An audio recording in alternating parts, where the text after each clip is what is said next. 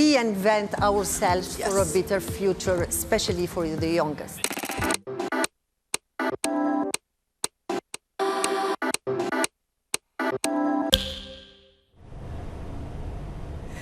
Hello and welcome to IMF Today. I'm Amanda Walker. We're broadcasting live from the very centre of the complex that's hosting the IMF and World Bank Group annual meetings in Marakesh. Just 1 month ago, the region was shaken by a devastating earthquake, centred in the high Atlas Mountains, just 72 kilometres from where we are now. It was the deadliest quake Morocco has experienced since the 1960s. The IMF and World Bank worked with Moroccan authorities in the weeks after the quake to decide if these meetings could take place safely and without disrupting vital relief and reconstruction efforts. In the end, they agreed to proceed, adapting to the new circumstances. Our job is to bring the meetings to you, wherever you are. If you're on the ground here in Marrakesh, you can't be in every meeting, but we can. And if you're home, we aim to bring you a flavour of what we're experiencing here on the ground. So let's get started with a look at where we are exactly. We're at the crossroads of three worlds: Africa, the Mediterranean and Europe. The meetings themselves are just outside of Marrakesh, the ochre city. It's the fourth most populous city in Morocco, with 1.3 million people living here. This area we're in is just outside the main city in Bab Ikli. This was once the main entrance to the old city, also known as the Medina. It's one of the 9 sites in Morocco on UNESCO's World Heritage List, and it suffered serious damage in last month's earthquake. But Marrakesh is open for business and eager to host more than 10,000 visitors for these annual meetings. So let's get right into it. The day started with IMF Managing Director Kristalina Georgieva and World Bank Group President Ajay Banga visiting an area badly damaged in the September 8th earthquake. They visited a school and met children whose families were impacted. Many of those children are back in class just 1 month later. The Managing Director spoke of the importance of education and rebuilding in the wake of the disaster.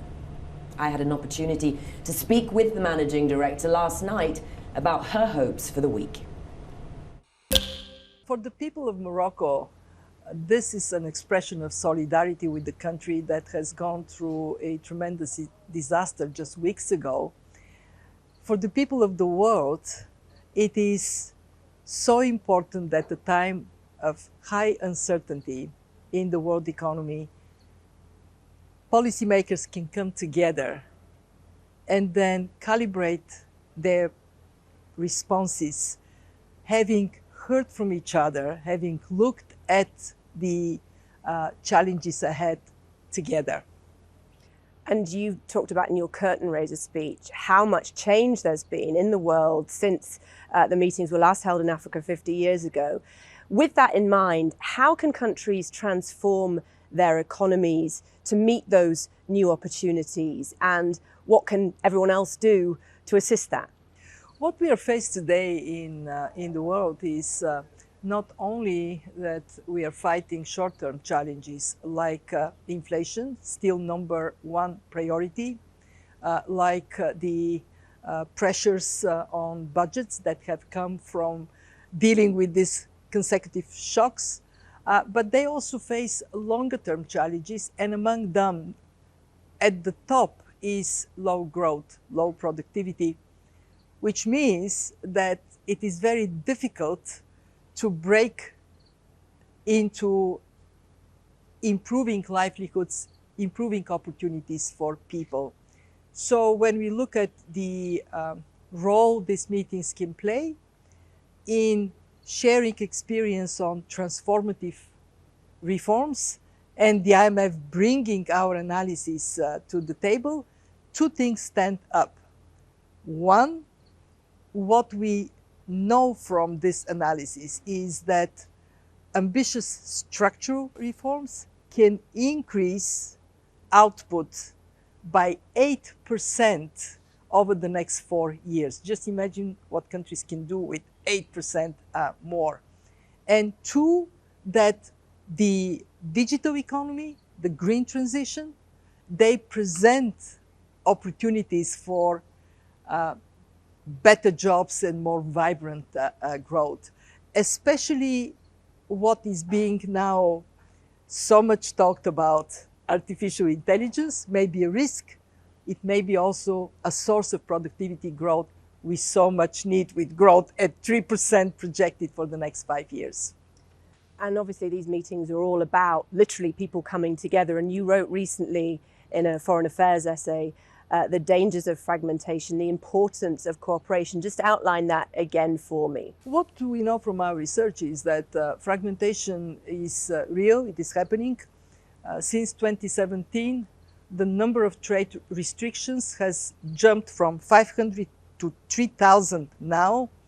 And we know that if we continue on this path of disintegrating the world trade, then we would end up potentially with up to 7% loss of GDP, wiping out Germany and Japan from the economic map. But we also know that even as we create more security of supply chains, we can keep the costs very low. At the lowest end, 0.2%. What choices we make would define where we fall. Is it closer to 0.2 or closer to 7? And policymakers have to keep their eyes wide open, because some of these trends become irreversible over time. And just finally, how is it for you being here in Morocco? Oh, fantastic. Just walking around, seeing how the city is buzzing with life, and so amazing the smiles on people's faces. The hospitality of the Moroccan people is fantastic. And I hope that the solidarity they have shown with each other after the earthquake, that would be the spirit that penetrates our meetings, so we come together for this world of more uncertainty and bigger challenges. Managing Director Kristalina Georgieva, thanks so much for joining us. Thank you. So you can see some of it behind me, but let's take a moment to give you a sense of this massive complex built for these meetings. The managing director was on hand to break ground on the 23-hectare complex in June. Over the last few months, crews have worked tirelessly to build the massive tents and structures where all the week's meetings, seminars and events will be held. The complex is split into 4 districts: Garb, Atlas, Bar and Sahara. If you're one of the more than 10,000 participants registered to be here, you can tell which district you're in based on the colour of the signs. So the Atlas district here on campus is named after one of the regions hit hardest by the earthquake. Making the decision to still hold these meetings was a difficult one. Years of planning were already underway when the earthquake hit. Joining me now to discuss some of the planning overall is Seda Agada, Secretary of the IMF. Seda, you're here. Congratulations, you made it. So years in the planning, you were telling me 5 years. Take me back to the beginning. No, thank you very much for having me. It's what a pleasure to be here in this beautiful environment. So it has indeed been quite a journey. 5 years in the making since we had our last overseas annual meetings in Bali in 2018. See, normally we have meetings overseas every 3rd year. And so these meetings were supposed to take place in 2021. But because we had a global pandemic, they were postponed to 2022. And as the pandemic persisted, they were again postponed to 2023. So it's actually quite difficult to imagine a more challenging set of circumstances, the pandemic as I talked about, but then we had the very tragic earthquake just over a month ago. And after the earthquake, the authorities really wanted to go forward with the meeting. They felt it was important to show the country's resilience, and they wanted us to show solidarity with them, show that we had confidence in them. They were confident that the infrastructure to hold the meetings was intact, and that we would not take away from the relief reconstruction efforts that were going forward. So that gave us a lot of confidence to go forward. And it is so great to be here on day 1 of the meetings. I just want to say that it has been an absolute pleasure working with the authorities all these 5 years. Their sense of purpose, the commitment that they have shown, the creativity. But most of all, I really just want to thank them. In these 5 years, we've just made wonderful friendships. We've gotten to know them very well. So it's been a tremendous and incredible journey. I can imagine, and what an achievement to actually be here in this campus. Looks amazing, and just give me a sense. I mean, I'm looking around, I'm seeing coffee machines going in at the last minute, cactuses being planted. This is obviously the finishing touches, but where does it all start? So we start with negotiations immediately after the last overseas annual meetings. We agree on what are the key objectives we are trying to get for the meeting.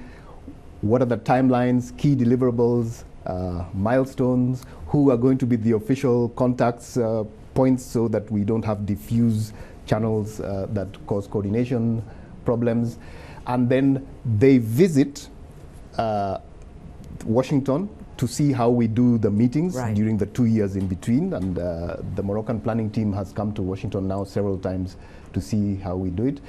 And then about in January, this site was just an empty lot. There was nothing here at all. It was just dust. There was no fencing. There was nothing.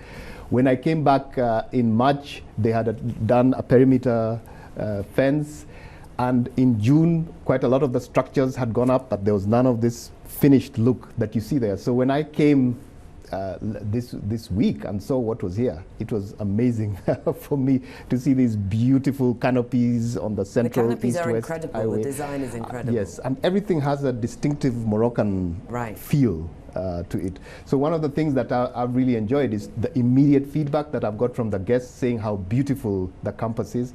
And I think one person best put it by saying, I feel like I've been transported somewhere magical away from my daily realities. Right, and very different to Washington, D.C. Yes, how important is it to take the meetings out of America, out of D.C.? It is critical. It is critical because we are a membership organization. We have 190 members in different, in all the different regions of the globe.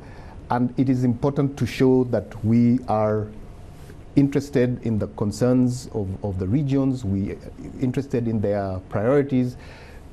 When we come here, we bring the fund to people who don't necessarily follow the fund on a daily basis or follow the bank on a daily basis. We bring it to the ordinary citizen, to the person on the street. So this is critical. And in particular, Morocco is at the crossroads of Africa and Europe, Africa and the Middle East, as is Marakesh.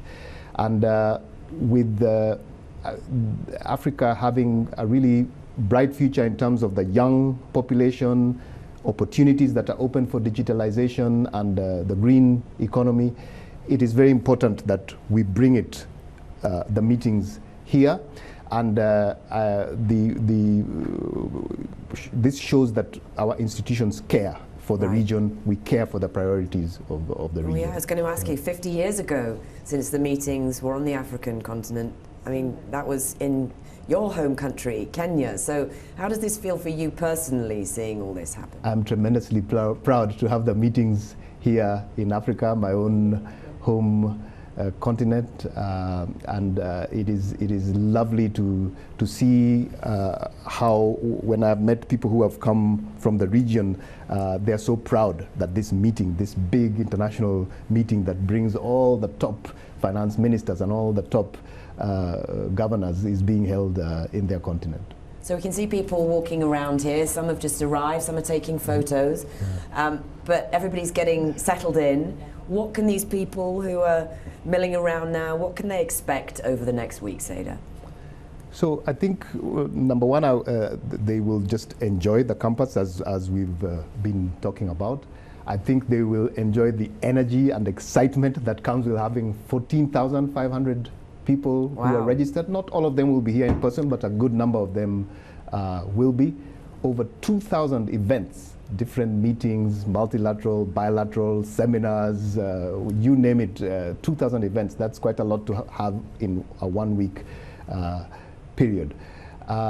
And the Moroccans are also going to put together a fantastic cultural show. You see this town square that we have here. Yeah, There'll be amazing. music, there'll be dancing, and they have a beautiful Moroccan pavilion that will showcase Moroccan art and so forth. But of course, the main thing is that we are here to discuss global economic issues, and what a wonderful thing that in these times when the world is very fragile in terms of geoeconomic fragmentation, geopolitical fragmentation, what a great thing to see that the bank and the fund still have the convening power to bring all of these people from all of our 190 members to discuss key global challenges and try to come up with solutions for them. And is there anything personally that you spotted on the agenda that you're particularly looking forward to this week?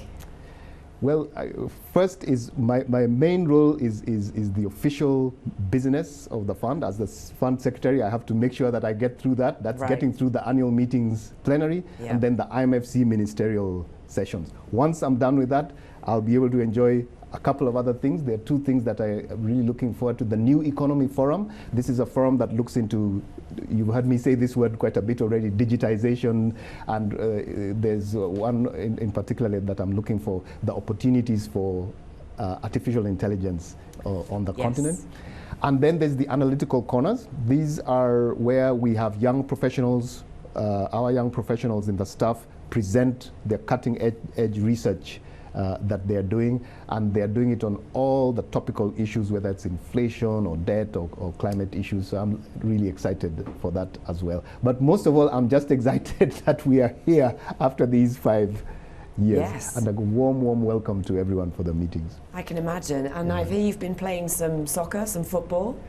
Well, I'm a very good cheerleader. Oh, okay, okay. But we did play soccer. We had a team that was mixed IMF, World Bank, Moroccan team. We had more than 2,600 kids, I think, visiting from the areas that were impacted by the earthquake, and I think it was such joy, excitement to hear them cheering, and just to get them away a little bit from all the trauma that they have faced. It was a very lovely event, and they're mad about soccer here, and particularly having gotten the World Cup jointly in 2030 with Portugal and Spain. Yeah. So it was a lovely event.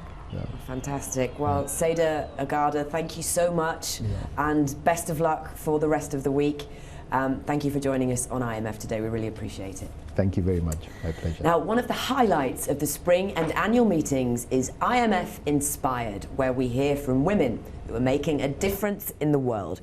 To celebrate the IMF's return to Africa after 50 years, this time around, IMF Inspired featured not just one speaker, but 3 women entrepreneurs showcasing the diversity and dynamism on the continent.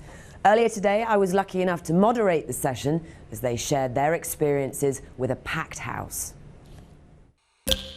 Why especially is it important to have more women investing in Africa? One, if we're not at the table as capital allocators, the money often goes to the wrong types of businesses, to the wrong types of founders, to people who don't understand the African context, and then they say, Africa is too risky. African entrepreneurs, VC doesn't work in Africa. Blah, blah, blah. And I think the more of us who are driving the decisions of where capital goes, who understand the unique context and challenges of building a scalable business in Africa, and then who can combine people like myself, our years of expertise, our networks, to deploy this capital to not just young people, to any entrepreneurs is important. Mo already alluded to Africa being a very young continent. You don't understand Africa will be imperative. I will say this. You will have to engage with us in the next 50 years, whether you want to or not. It's imperative.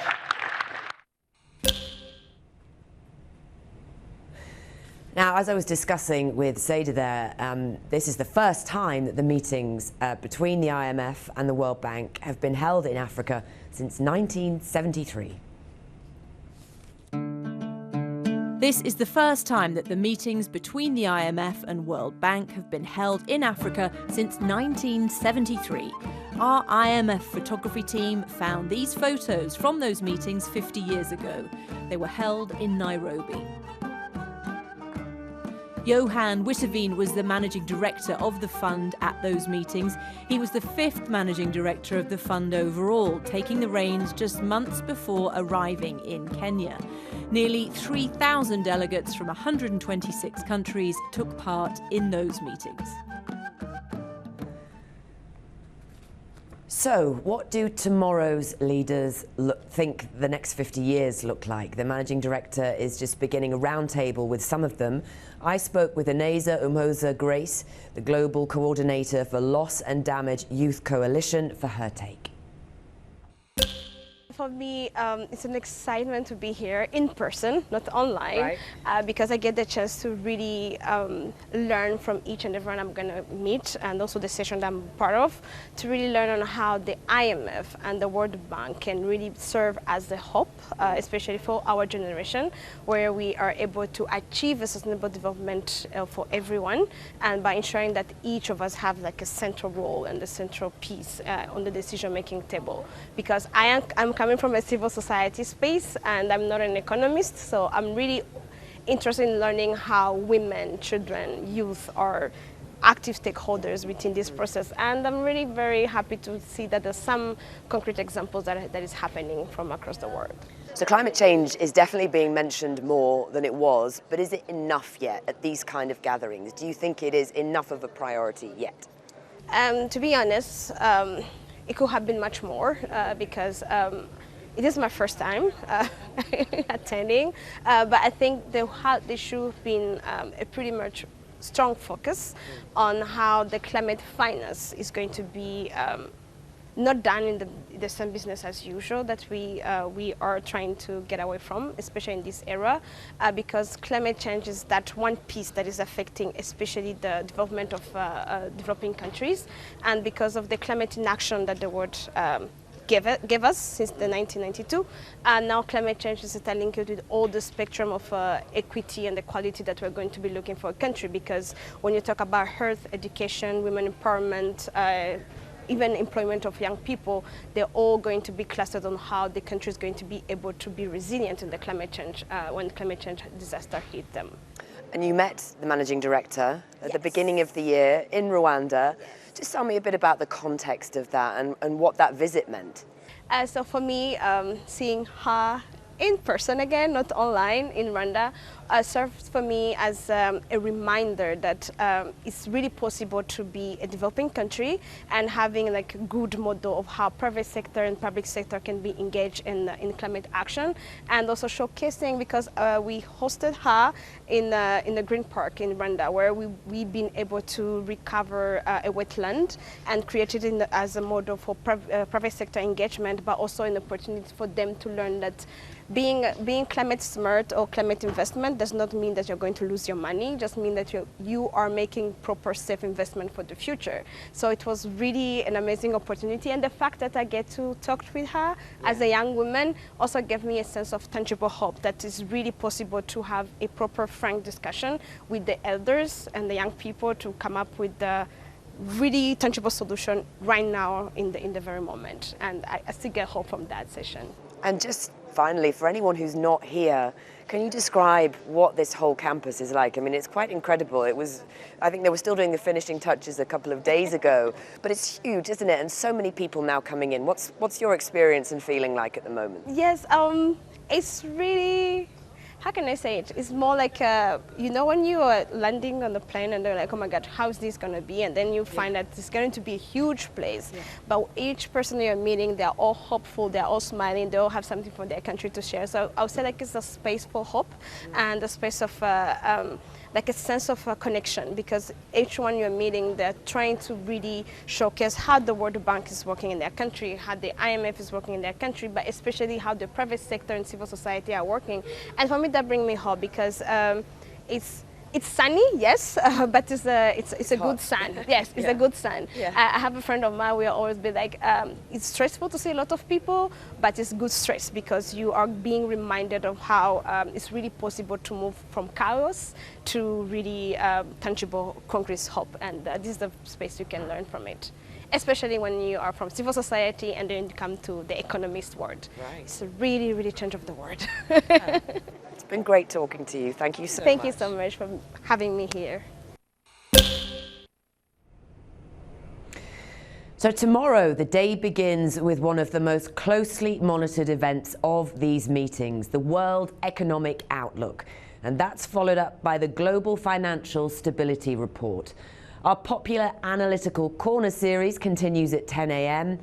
And at noon, there'll be a high-level talk on building capacity for Africa's economic empowerment amidst compound shocks. Then at 2, a panel discussion on strengthening international cooperation in a fragmenting global economy. And at 3, the Africa Creates experience kicks off. Well, thank you for joining us on the first day of IMF Today. What an energizing start to an exciting week. We'll see you for more tomorrow. Thanks for watching.